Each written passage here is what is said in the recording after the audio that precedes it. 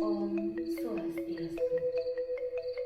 Umat sedharma yang berbahagia, kembali lagi dengan saya, Loh Made Ali Chandrayuni, penyuluh agama Hindu non-PNS pada kantor Kementerian Agama Kabupaten Kelungkung, wilayah binaan Desa Adat Usambe dan Desa Adat Ranjingan, Kecamatan Dawan, Kabupaten Kelungkung. Umat sedharma, pada kesempatan kali ini saya akan memberikan untaian ajaran agama, khususnya acara agama Hindu, yaitu Nitya Yajna atau yajna yang kita lakukan setiap hari. Salah satunya adalah Yajna Sesa atau Mesaibat. Umat sedharma, mengapa saya memberikan siraman rohani tentang makna Mesaibat ataupun makna Yajna Sesa? Karena Yajna Sesa sudah biasa kita lakukan di kehidupan sehari-hari. Namun, di antara kita masih ada yang belum mengetahui apa makna dari Yajna Sesa ataupun Mesaibat itu sendiri. Umat sedharma, kita harus tahu apa itu Yajna Sesa, kemudian dari mana sumber ajaran Yajna Sesa.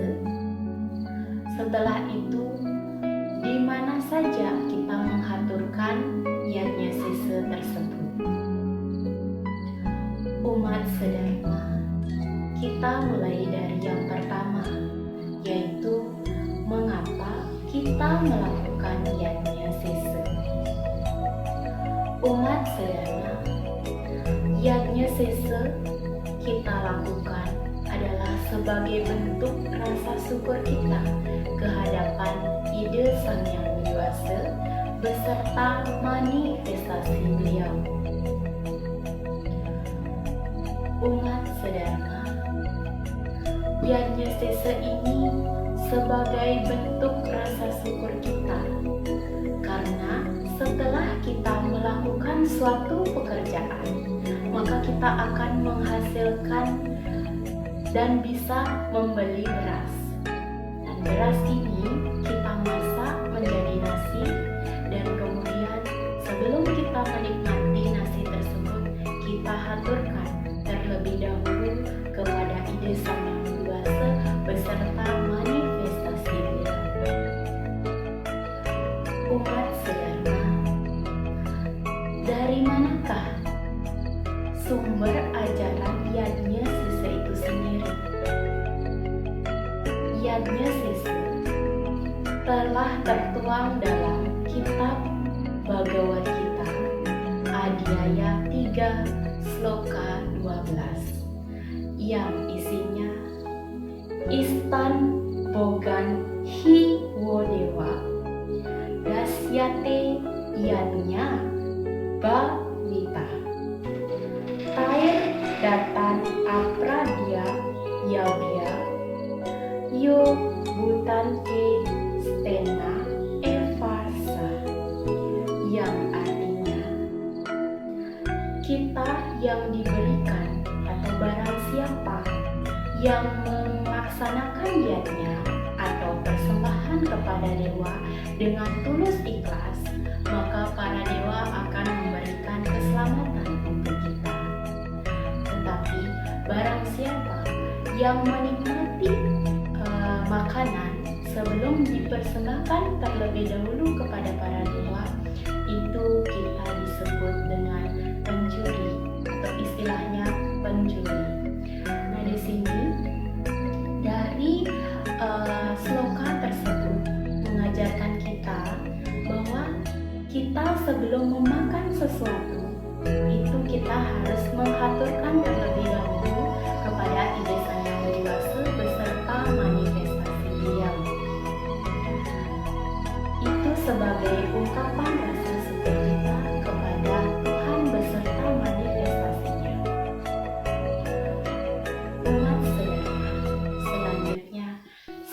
sarana apa sajakah yang kita pergunakan pada saat melakukan Yadnya Sesa? Yang pertama adalah daun pisang. Daun pisang ini dibentuk segi empat, ya. Kemudian di atas daun tersebut yang telah dibentuk segi empat, itu di atasnya ditaruh sejumput nasi. Kemudian diberikan garam ataupun lauk pauk, itu sesuai dengan desa, kala, dan patra tersendiri. Kemudian itulah sarananya, sangat sederhana namun penuh dengan makna. Kemudian selanjutnya, di manakah kita persembahkan Yadnya Sesa tersebut? Umat sedharma, tatkala kita melaksanakan Yadnya Sesa, tempat-tempat kita melaksanakannya itu adalah yang paling terpenting adalah tempat kita melakukan pembunuhan hewan atau tumbuhan. Seperti yang kita ketahui, kita mengkonsumsi yang namanya hewan, kemudian tumbuhan. Kita melakukan sembelih kepada hewan dan tumbuhan sebelum kita konsumsi, ya. Jadi kita masak terlebih dahulu, kita olah hewan ataupun tumbuhan itu sehingga kita bisa konsumsi. Nah, tempat-tempat yang bisa atau pembunuhan itu dilakukan, ya, apakah pembunuhan itu disalahkan?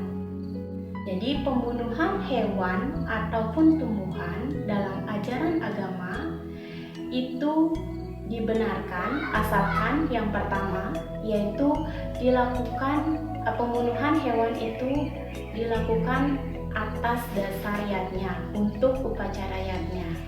Kemudian yang kedua adalah untuk kita konsumsi, ya. Untuk kita konsumsi, kita dibenarkan untuk membunuh hewan dan tumbuhan itu. Kemudian yang ketiga, pembunuhan bisa atau dibenarkan menurut ajaran agama itu karena hewan itu berbahaya bagi kita. Contohnya nyamuk, itu kan menyebabkan kita sakit atau kita bisa terjangkit demam berdarah. Nah, oleh karena itu nyamuk itu boleh kita bunuh atau dibenarkan kita bunuh menurut ajaran agama. Umat sedharma, jadi kembali lagi, di mana saja kita mempersembahkan Yadnya Sesa tersebut. Jadi terkait dengan tempat-tempat kita menyembelih hewan dan tumbuhan itu.